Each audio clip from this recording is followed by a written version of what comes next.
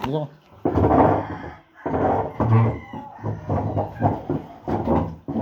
Hi guys.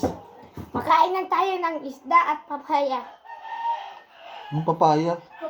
Ito yung ampalaya. Dati po ito dati po ito si Babay, hindi maalam kumain ng ampalaya. Ngayon po yung maalam na. Kaya po.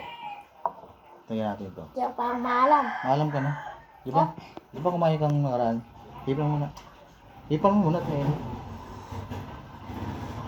Hipang mo kasi pa. Okay, tira. Ayan. Diba, sarap ng ampalaya. Yan lang masustansya yan. Dapat laging gulay kinakain mo. Good. Oh. Isa pa. Kailangan, ha? Dito kain. Hindi, ito. Ampalaya, masarap kasi ito. Sa batang katulad mo, dapat lagi nakain ng gulay. Kain. So, umayos ka, oh. Kita ka dito. Ate, may ang palaya. Kunyain mo. Ba't kaya mukha mo? Sarap? Hindi, kasi pupunta dito. Ha? Pupunta dito. Napunta talaga yan. Anong lasa? Sarap, di ba? Alam mo guys, malam sila kumain ng ampalaya.